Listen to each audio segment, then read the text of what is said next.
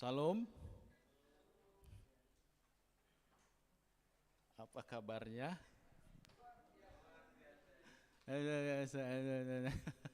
Tidak kelihatan luar biasanya. Apa kabar?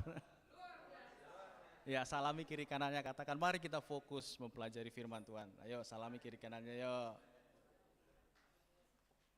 Ya, pagi hari ini kita akan mempelajari kebenaran firman Tuhan. Judul flyernya apa? Ada yang mengingat?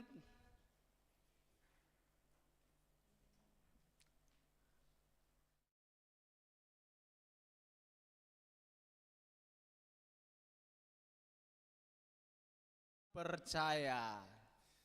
Nah, kita tahu sama-sama bahwa ada banyak sekali dalam dunia ini dibilang krisis kepercayaan, banyak sekali.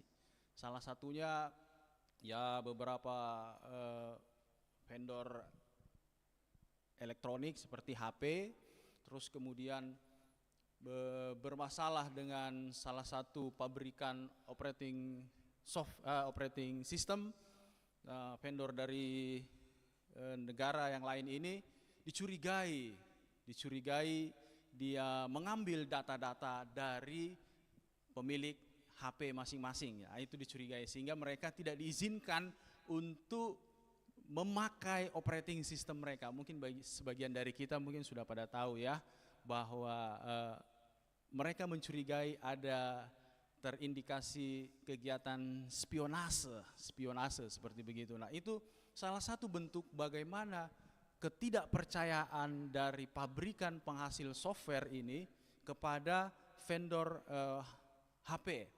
Itu merupakan bentuk ketidakpercayaan. Kemudian 2011 yang lalu salah satunya ada survei di luar negeri, mereka mensurvei bagaimana kepercayaan trust orang-orang kepada beberapa organisasi, dan yang paling besar ketidakpercayaan itu adalah kepada perbankan dan money service. Itu paling banyak ketidakpercayaannya karena mungkin besarnya servis yang tidak bagus, terus kemudian pernah mengalami hal-hal yang tidak baik ketika mereka sedang bertransaksi dan lain sebagainya. Kita tahu beberapa waktu juga yang lalu ada orang bertransaksi terus uangnya hilang tiba-tiba. Itu membuat salah satu bentuk ketidakpercayaan. Dalam kita membangun hubungan juga, kalau saudara tidak bisa dipercayai, saya yakin saudara tidak akan mau bergaul dengan orang tersebut, ya tidak? Dulu ketika sebelum kita menikah, kita berpacaran, mungkin ada yang bertunangan, kalau kita tidak percaya orang tersebut, ada nggak yang mau lanjut? Pasti tidak ada. Bentuk kepercayaan itu sangat-sangat penting sekali dalam hubungan, dalam bisnis, dalam banyak hal. Saudara harus bisa dipercayai. Oleh sebab itu pagi hari ini kita akan belajar kebenaran firman Tuhan, murid yang bisa dipercaya. Kalau beberapa waktu yang lalu kita sudah belajar banyak bagaimana seorang murid, dia harus melakukan ini, itu, kemudian dia harus memiliki standar. Dan kali ini standar berikutnya adalah murid yang bisa dipercaya. Kita buka ayat firman Tuhannya di 2 Timotius 2 ayat 1 sampai 7. 2 Timotius 2 ayat 1 sampai 7.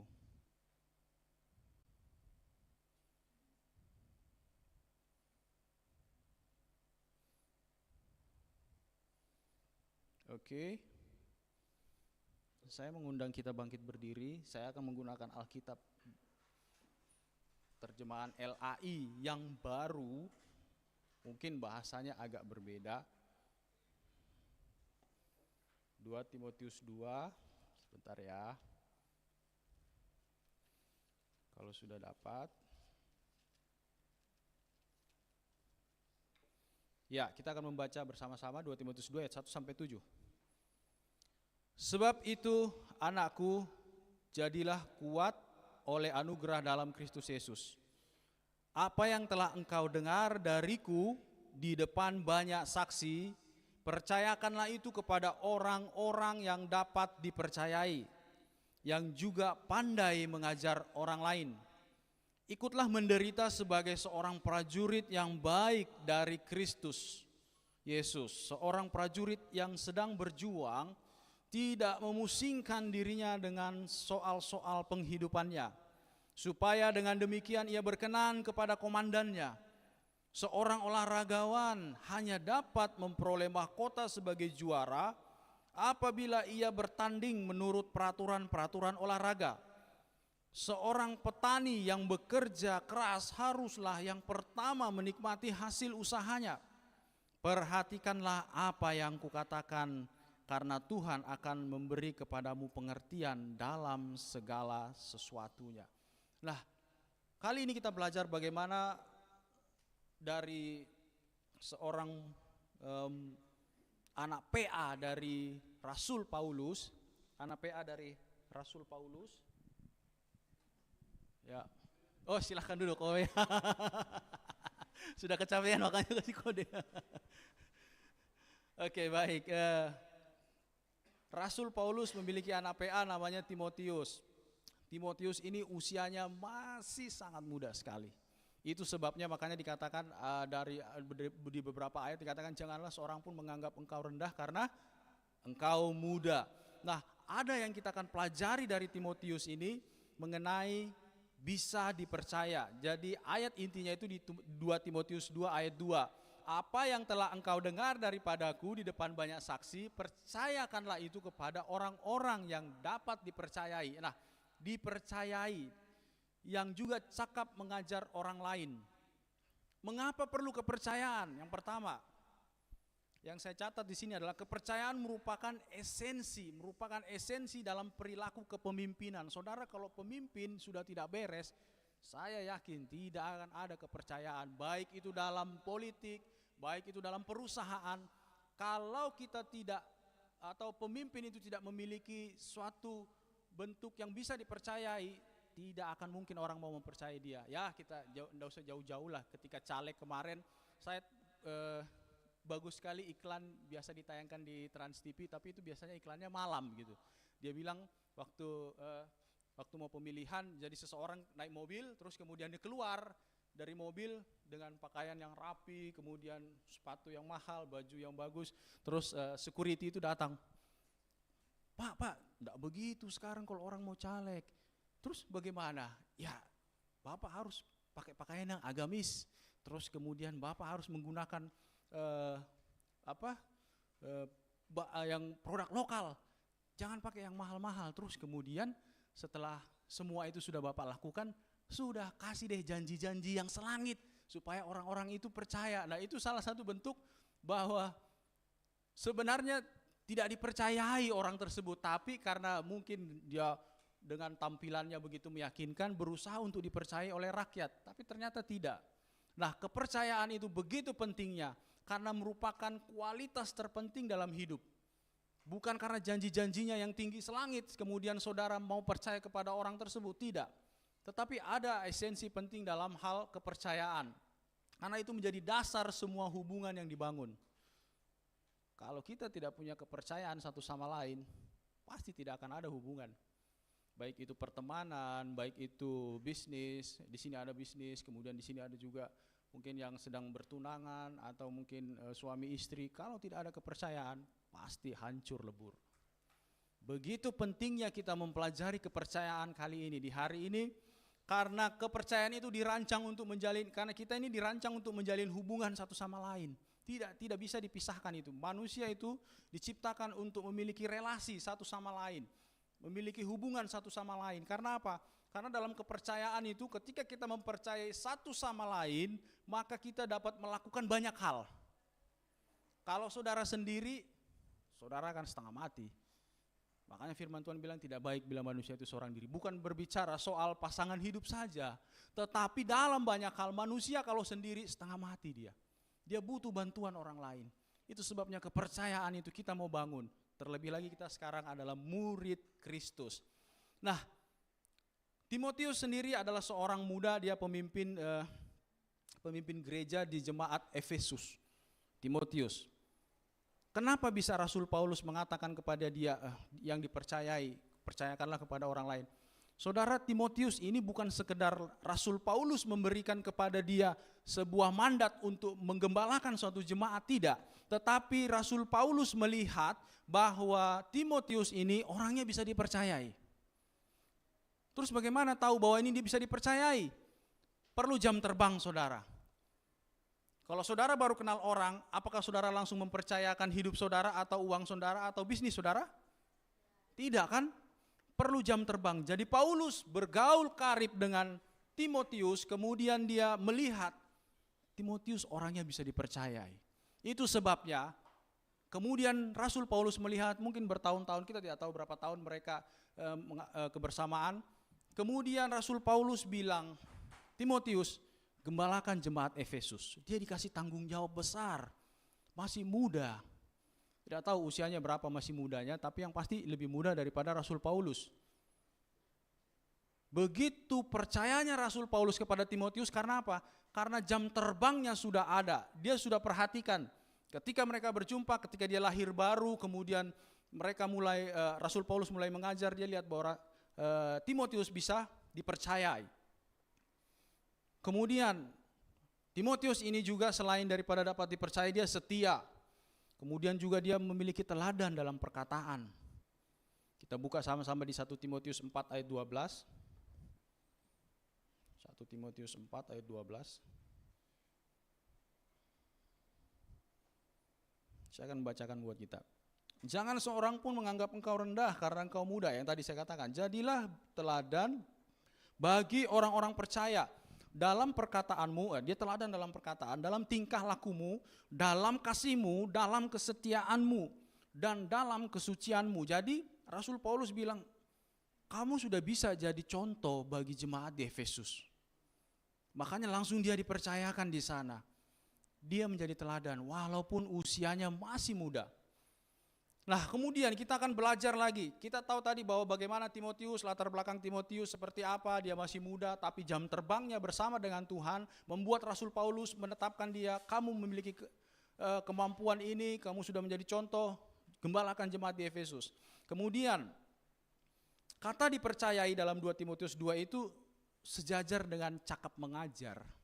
Itu sama, levelnya sama di 2 Timotius 2 tadi.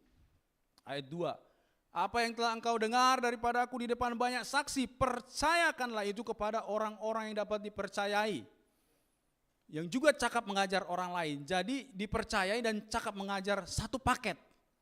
Jadi kalau seseorang sudah dipercayai, kemudian dia pasti cakap mengajar juga. Makanya satu paket, tidak bisa dipisah-pisahkan. Itu merupakan suatu kombinasi yang harus dimiliki oleh murid Kristus. Itu kombinasi yang harus dimiliki oleh murid Kristus. Dia bisa dipercaya, kemudian cakap mengajar. Itu sebabnya saudara masuk dalam pola pemuritan. Saudara dimuridkan di sana bukan menjadi muridnya pembimbing, tidak, tapi menjadi murid Kristus supaya saudara mengerti dan saudara juga bisa membimbing orang lain, mengajar orang lain juga. Itu sebabnya dikatakan cakap mengajar. Kalau kita tidak masuk dalam pola pemuritan, karena di sana kebetulan di sini ada bukunya, Bertumbuh dalam Kristus. Ini edisi ketiga. Yang seri pertamanya ada di sini. Buku 1. Di sini saudara diajarkan banyak hal tentang dasar-dasar kekristenan. Ini buku 1, tadi buku 3, ada buku 2-nya lagi. Nah, dengan panduan ini saudara perlahan-lahan diajarkan, oh seperti ini untuk membimbing orang. Ketika dia sudah menerima Yesus, dia harus dimuridkan, bukan menjadi murid pembimbing, tidak, tapi menjadi murid Kristus. Makanya dibilang situ cakap mengajar orang lain. Kamu tidak akan tidak bisa cakap mengajar kalau kamu tidak mengikuti ini, karena di sini bagus sekali. Di situ diajarkan, saudara harus begini ketika saudara sudah lahir baru, ketika saudara dibaptis, kemudian masuk lagi ke level berikutnya. Semua dasar-dasar kekristenan diajarkan di sini. Ini Alkitabiah, karena di sini ayat Alkitab semua yang ada di dalamnya. Nah, itulah yang dikatakan di sini bahwa cakap mengajar orang lain. Jadi menjadi murid Kristus, selain dia dapat dipercayai, dia juga harus cakap mengajar orang lain. Gimana supaya cakap mengajar orang lain? Bukan lantas saudara harus sekolah teologi, ya tidak. Saudara masuk dalam pola pemuritan. dipercayai dan cakap mengajar orang lain. Itu merupakan kombinasi yang harus dimiliki oleh murid Kristus. Dapat dipercaya merupakan kualitas yang diinginkan dalam setiap anak Tuhan. Tadi 1 Korintus 4 ayat 1-2. Coba kita buka 1 Korintus 4. 1 Korintus 4.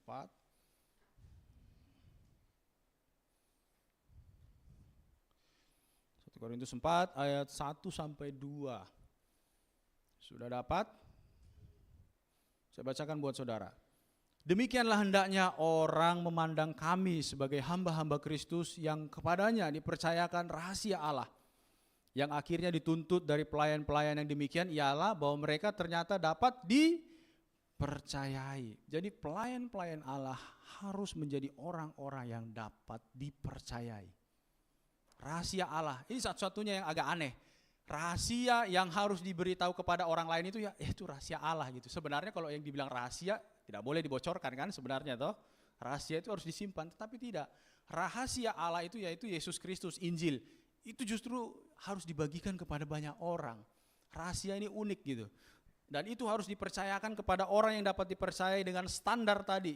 2 Timotius 2 ayat 2. Kita lihat kemudian kembali lagi ke 2 Timotius 2 tadi. Seorang yang dapat dipercayai itu kalau kita perhatikan dianalogikan dengan tiga pekerjaan mungkin atau tiga bentuk orang. Yang pertama adalah sebagai seorang prajurit yang sedang berjuang, tidak memusingkan dirinya dengan soal-soal penghidupannya supaya dengan demikian ia berkenan kepada komandannya. Ada di sini angkatan bersenjata juga. Tentu dia lebih tahu ketika hal ini kita bahas bagaimana seorang prajurit itu sebenarnya. Komandannya itu harus diikuti itu. Dia nggak bakalan pusing itu dengan hal-hal itu. Ya pasti Pak Rusmin pasti begitu ya. Komandannya itu harus didengar apa yang dia bilang. Karena dibilang di sini prajurit yang sedang berjuang itu tidak pusing dengan dirinya dan soal-soal penghidupannya. Maksudnya apalah di rumahnya lah apalah dan lain sebagainya ketika dia sedang berperang. Nah kalau seorang prajurit tidak bisa dipercayai, kira-kira menurut saudara apa yang akan terjadi? Pasti komandannya akan memberi dia penghukuman. Wah, ini orang tidak bisa dipercayai. Bisa-bisa masuk mahkamah militer ketika dia tidak bisa dipercayai. Kualitasnya turun sebagai seorang prajurit. Kemudian bagian kedua, seorang olahragawan kalau tidak bisa dipercayai, banyak hal gitu ya, banyak hal bisa kita lihat.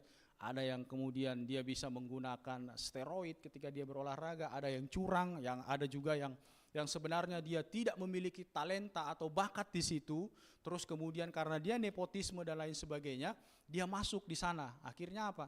Tidak bagus, pertandingan yang ada tidak bagus, bahkan kalah terus. Karena apa? Nepotisme.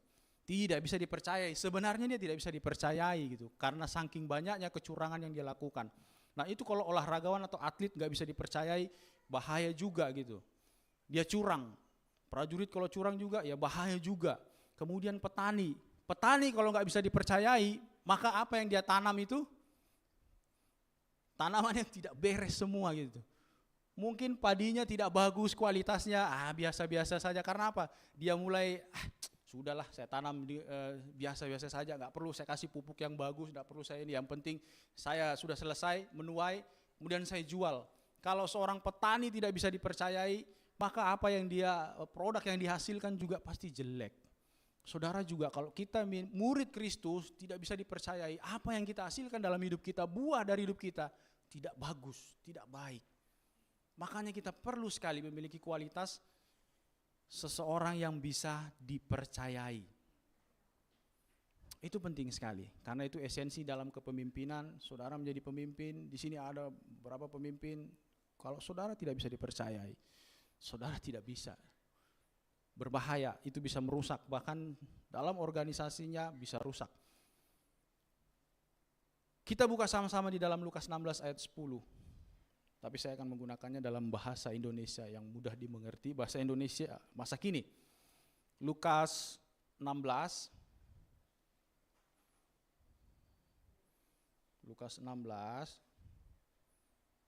ayat 10-11. Baik, saya akan membacakannya buat kita. Ini dalam bahasa Indonesia masa kini ya, saudara baca dalam terjemahan barunya. Orang yang bisa dipercayai dalam hal-hal kecil, bisa dipercayai juga dalam hal-hal besar. Tetapi orang yang tidak bisa dipercayai dalam hal-hal kecil, tidak bisa dipercayai juga dalam hal-hal besar. Ayat 11. Jadi kalau mengenai kekayaan dunia ini kalian sudah tidak dapat dipercayai, siapa mau mempercayakan kepadamu kekayaan rohani? Itu dalam bahasa Indonesia masa kini.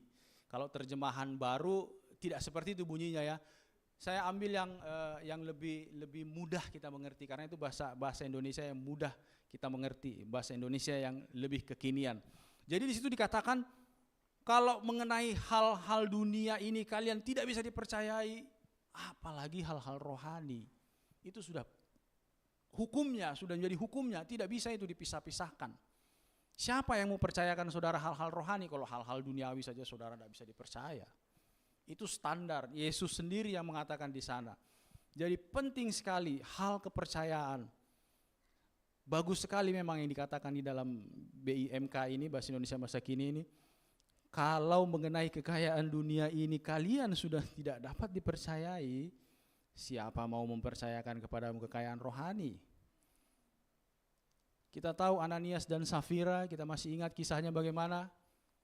Sebenarnya dia bagus gitu. Itu masih hal hartanya dia gitu.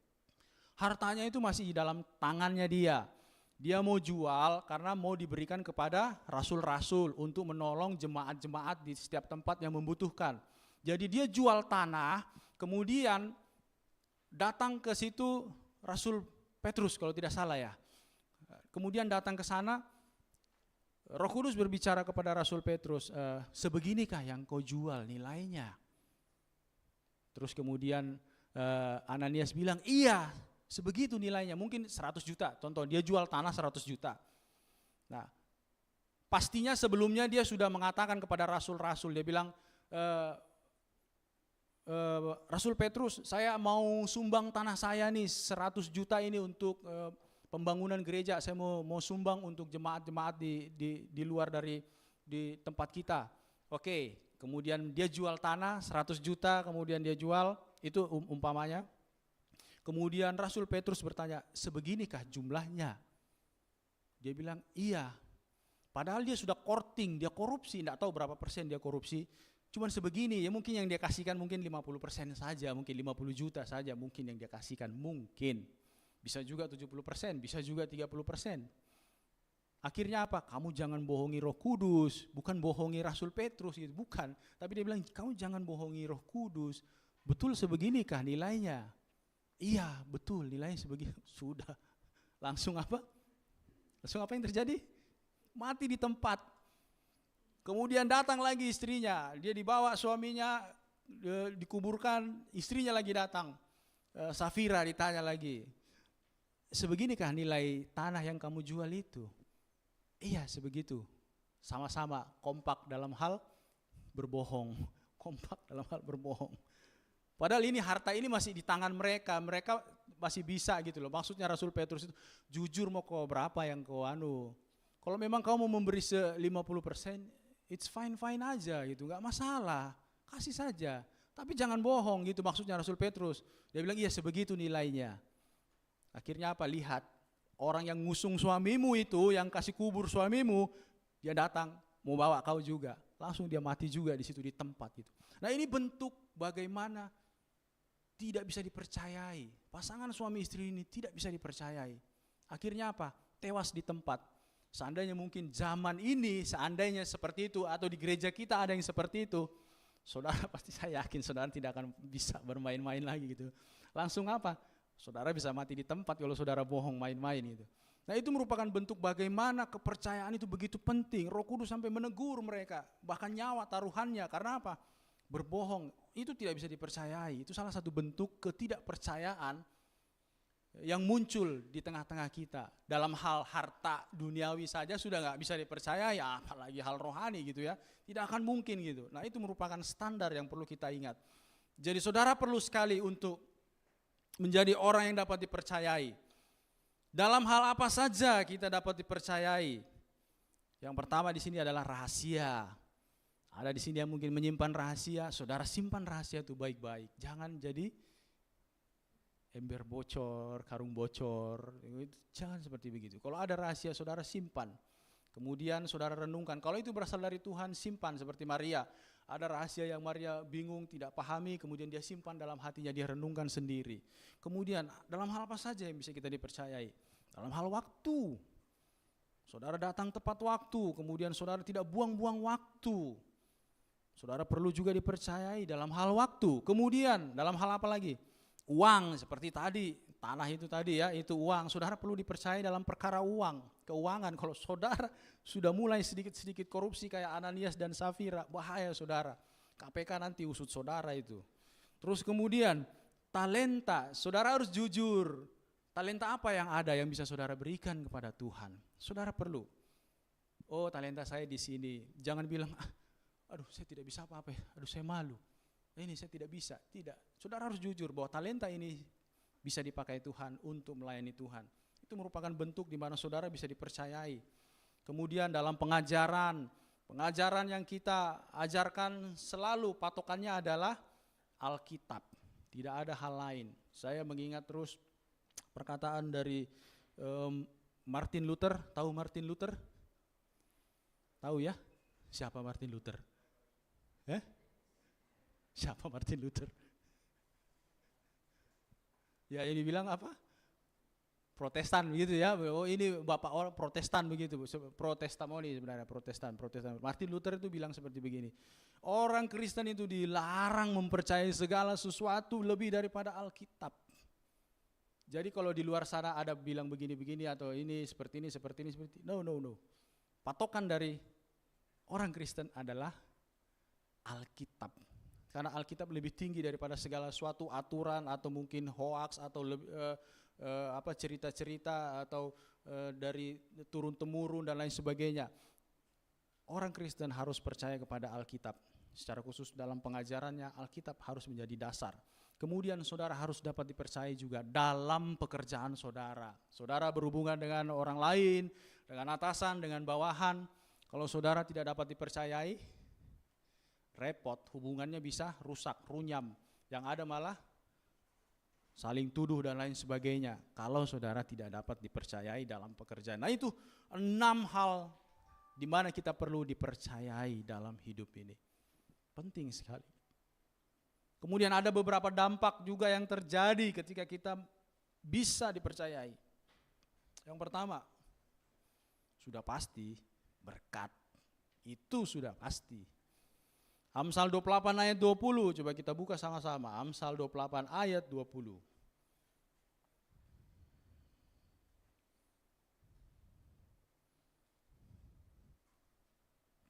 Oke, saya akan bacakan. Orang jujur akan diberkati Tuhan, tapi orang yang ingin cepat kaya tak luput dari hukuman. Jadi ketika kita jujur tentu kita dipercayai kan, pasti akan diberkati Tuhan. Itu dampak pertama ketika kita menjadi orang yang bisa dipercayai.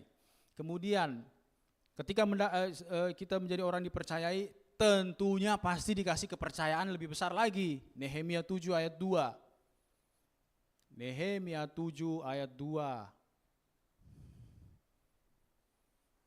Pemerintahan kota Yerusalem kuserahkan kepada saudaraku Hanani dan kepada Hananya, panglima benteng, karena dia lebih daripada orang lain takut kepada Allah dan dapat dipercaya. Ada kata dipercaya di sana. Jadi dia dikasih tanggung jawab besar. Saudara setia dengan perkara kecil, dikasih perkara kecil. Bahkan perkara besar dikasihkan lagi ketika saudara menjadi orang yang dapat dipercaya. Kemudian dampak yang ketiga di sini adalah saudara menjadi pemimpin. Keluaran 18 ayat 21. Keluaran 18, 21.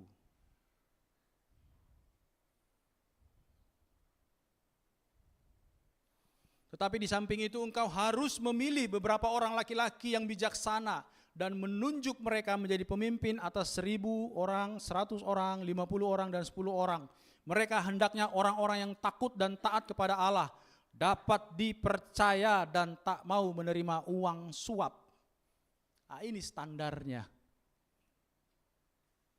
Seperti tadi saya katakan, kalau saudara tidak dapat dipercayai dalam dunia pekerjaan atau uang, saudara akan diusut KPK. Karena di sini bilang tak mau menerima uang suap. Ini betul-betul integritasnya luar biasa, makanya dia jadi pemimpin. Jadi dipercayai betul-betul merupakan standar bagi seorang pemimpin. Ada di sini yang mau jadi pemimpin? Entahkah kita menjadi pemimpin di rumah tangga, pemimpin perusahaan, entahkah kita memimpin di kampus sebagai mungkin ketua OSIS atau ketua PMK dan lain sebagainya. Kalau saudara pemimpin, maka saudara harus bisa dipercayai. Kalau saudara tidak dapat dipercayai, bisa ambruk semua yang saudara lakukan. Itu 3 hal yang saya catat di sini, dampak dari dapat dipercayai. Nah, beberapa hal lagi kita akan pelajari caranya agar dapat dipercayai itu bagaimana. Ya, tidak bisa dipungkiri. Dalam Keluaran 18 ayat 21 tadi, harus apa? Takut dan taat kepada Allah. Saudara harus belajar dulu takut dan taat kepada Allah, baru saudara bisa dipercayai. Keluaran 18:21 yang tadi. Agar saudara dapat dipercayai, saudara harus takut dan taat kepada Allah. Kemudian, sudah kita bahas tadi, setia dalam hal-hal kecil, Matius 25 ayat 21. Kita buka lagi ulang.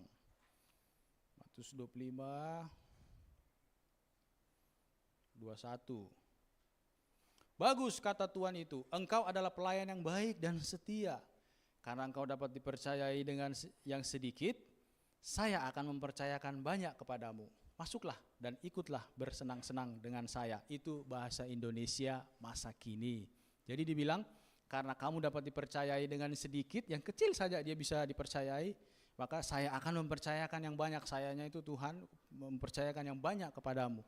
Masuklah, ikutlah bersenang-senang dengan saya. Bersenang-senang bukan hal yang negatif, tidak, tetapi dalam kekekalan. Di sana dikatakan. Jadi setia dulu dengan hal-hal kecil. Kemudian cara agar dapat dipercayai, saya katakan tadi bahwa itu adalah merupakan suatu integritas. Kolose 3 ayat 23. Kolose 3 ayat 23.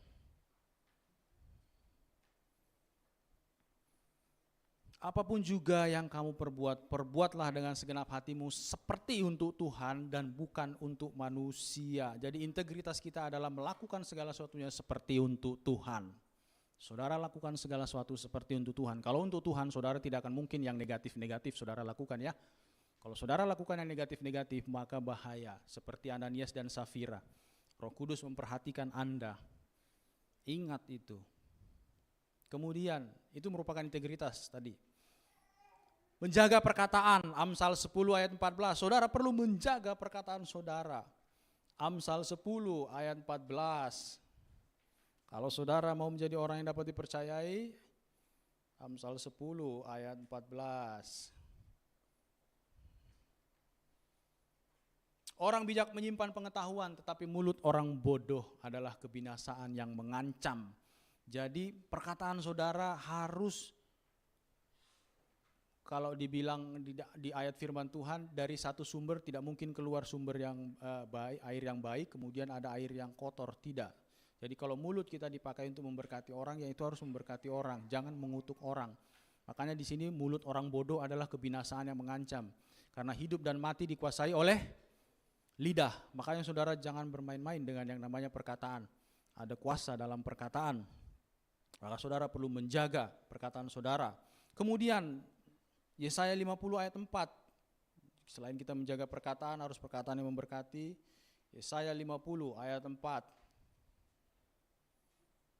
Yesaya 50 ayat 4.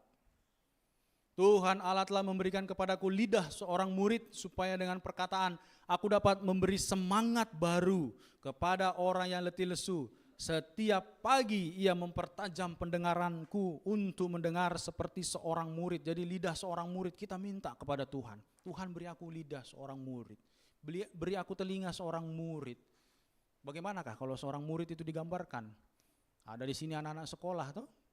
Kalau seorang murid pasti kalau yang dibilang gurunya A, pasti dia akan ikuti. Kalau dia tidak ikuti maka dapat penggaris, dapat mistar. Kalau kita dulu seperti begitu.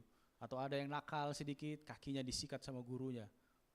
Kalau kita yang dulu, nggak tahu kalau sekarang nggak bisa ya. Begitu ada sedikit murid dicubit saja langsung bisa jadi perkara gitu, jadi masalah besar kalau sekarang. Tapi kalau dulu enggak, itu enggak main-main guru saudara.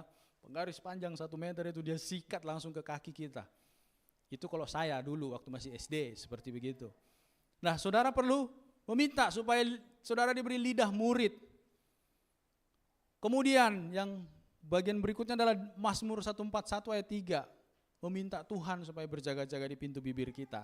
Mazmur 141 ayat 3. Mazmur 141 ayat 3. Ya baik, saya bacakan buat saudara. Awasilah mulutku ya Tuhan, berjagalah pada pintu bibirku. Ayat ini saya terapkan semenjak saya kuliah di semester 6. Ketika datang ke Makassar, kita tahu sendirilah ya, orang-orang Makassar bagaimana ya. Saya pernah bercerita kepada beberapa orang, kalau di kampus itu, segala macam itu. Kata-kata kotor mulai dari kebun binatang, sayur-sayuran dan lain sebagainya, pokoknya got dan lain sebagainya. Banyak sekali digunakan di sana. Tetapi ketika saya mulai mengenal Tuhan, belajar sedikit demi sedikit, ketika itu tim dari Bandung datang, kemudian mengajarkan kepada kami dasar-dasar kekristenan. Semenjak dari saat itu saya mengerti, saya dapat ayat ini gitu. Saya tidak ingat bagaimana dapat ayat ini, tapi itu saya terapkan terus.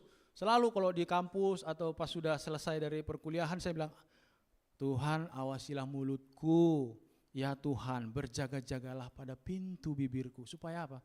Supaya perkataan yang keluar itu bukan perkataan sembarangan. Saya juga pernah berkata kepada beberapa orang, saya katakan bahwa saya orang yang mengerti dengan perkataan. Saya pernah cerita bahwa dari mulut saya pernah saya katakan biar patah tanganmu, akhirnya patah tangan adik saya. Padahal masih kecil, masih SD waktu itu. Tapi karena saya jengkel dan ketika itu ada iblis mungkin di situ, kita main sama-sama, ini tidak mau dengar yang saya bilang, adik saya tidak mau dengar, kemudian saya katakan sudah, di depan saja kamu di situ, biar patah tanganmu di situ. Teman saya lompat, patah langsung keluar ini. Sikunya keluar begini, tidak berdarah, tidak robek kulitnya, tapi keluar sikunya gitu. Semenjak saat itu tidak normal tangan adik saya yang kedua ini, dia ada di Balikpapan, dia istrinya ada di Toraja. Dari semenjak itu, ketika saya belum lahir baru, ya fine-fine aja, tidak masalah gitu. Itu kan kecelakaan dalam bermain. Tapi ketika saya sudah mengenal Tuhan, saya kemudian teringat gitu, iya ya, ini gara-gara kuasa perkataan ini. Cobanya dulu saya nggak bilang seperti begitu kepada adik saya, mungkin tangannya tidak akan patah, itu baik-baik saja. Nah dari situ saya mengerti.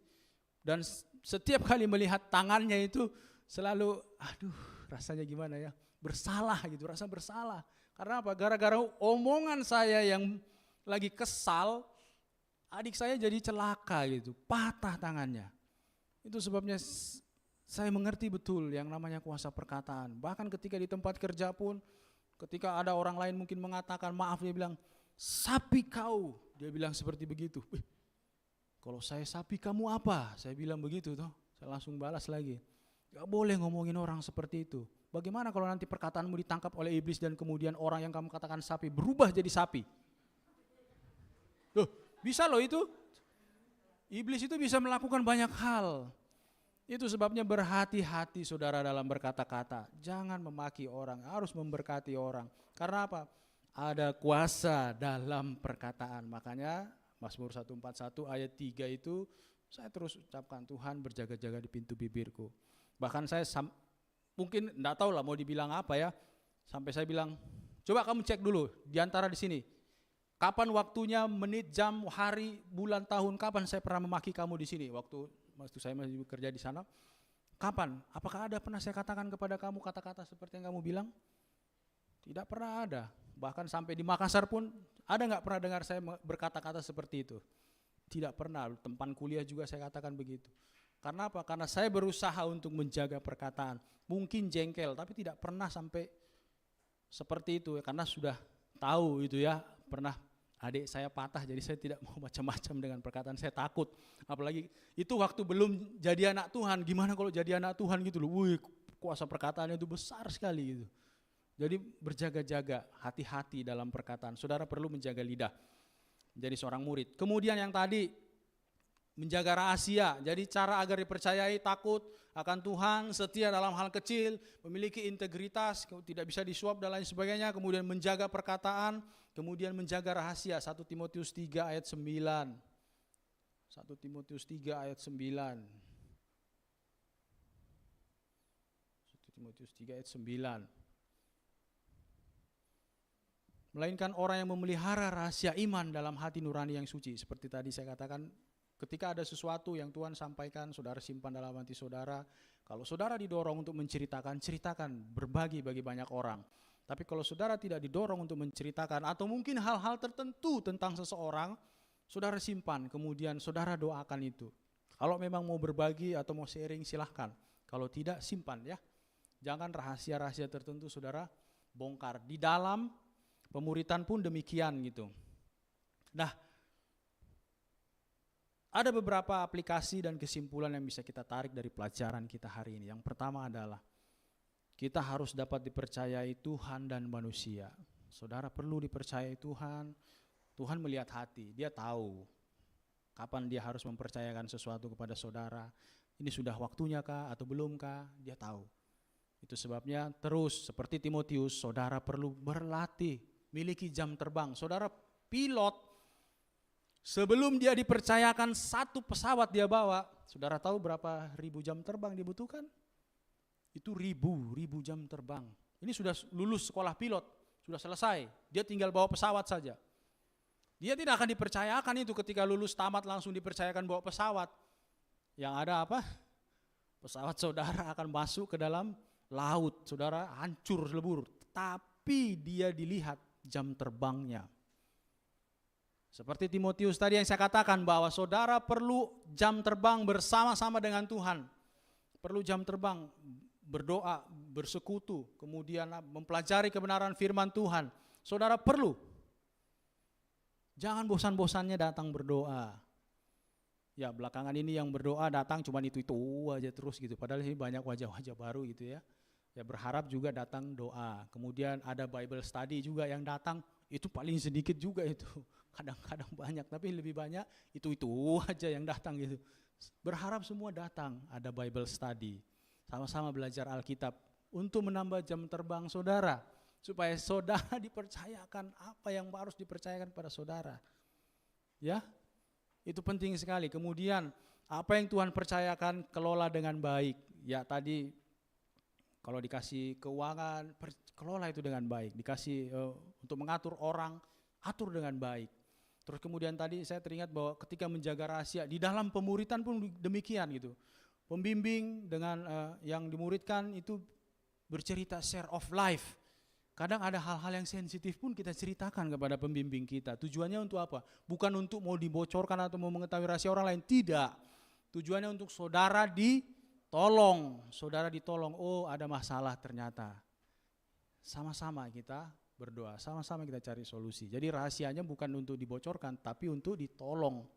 Itu pentingnya saudara untuk dipercayai.